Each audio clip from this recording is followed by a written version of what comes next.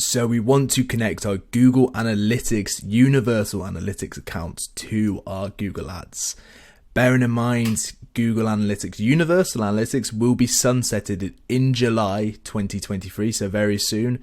So you won't be able to do this anymore very soon, and you'll have to do it for GA4, which is Google Analytics 4. It's the new replacements that will be taking over.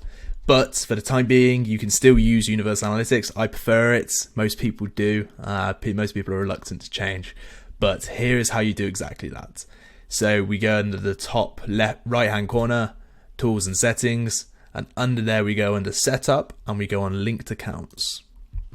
When we're in there, we can see our Google Analytics GA4 here, and our Google Analytics Universal Analytics. For this example, we're going to connect this one. So we click on Details, and here we have a list of analytics properties that I have access to via my email I'm using to log on to this Google Analytics account. So if you have access via the same email address that you're using for your Google Ads, you should be able to access this. If not, then you're probably not using the same email address. But if you have troubles with this, please leave a comment below and I will try and troubleshoot it for you. So we simply select our analytics property we want to connect to, which for this example, we're going to use this one. And we simply press link.